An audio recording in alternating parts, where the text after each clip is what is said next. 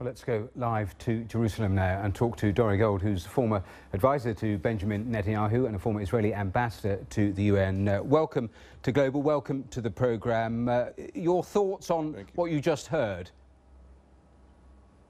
Well, frankly, I don't know how to say Orwellian in Arabic, but that's the term that applies, where everything is switched around. Freedom is slavery and everything else.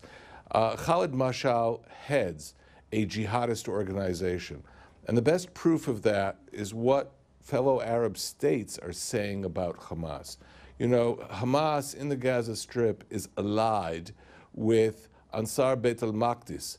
That is the jihadist movement in the Sinai Peninsula.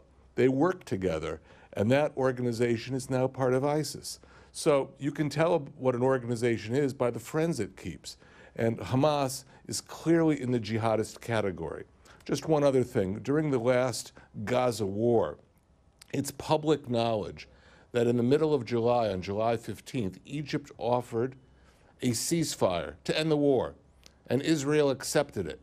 And Khalid Mashal, sitting in the luxury of his Qatar home, refused that ceasefire, and that war continued from July 15th almost to the end of August. As a result, Mahmoud Abbas has admitted that instead of 200 Palestinians dying, 2,000 died, and the blood of those Palestinians is on the hands of Khalid Mashal. I don't want to rehearse that particular conflict, but his overwhelming conclusion that the re-election of Benjamin Netanyahu had actually diminished hopes for peace, that is unarguable, isn't it, given what Israel's Prime Minister said about not being prepared to have a Palestinian state in those final days of campaigning. That's unarguable, isn't it?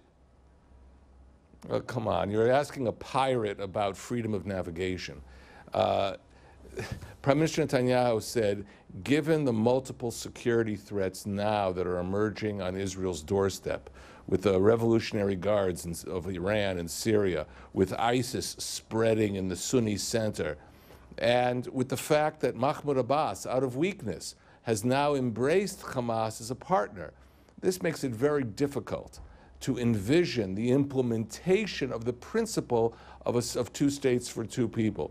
The Prime Minister still supports that principle. He hopes we can change the security environment of the Middle East so we can implement a reasonable, fair deal between Israel and the Palestinians. But by saying he would not have a Palestinian state, surely, given that that has been, the twin state solution has been the thrust of the international community, of America, for over the last decade or so, he has undercut that, hasn't he? You're not hearing what I said. He said for now. You have to read the Hebrew text of what he said.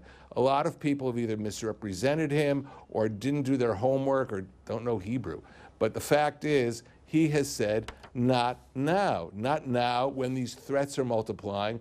And Israel knows that the withdrawal from territory under present conditions will lead to the filling of the vacuum of Israel pulling back by Iran or by al-Qaeda affiliates. That's what happened to us in Gaza. That's what happened to us in southern Lebanon. We're not going to repeat that mistake again.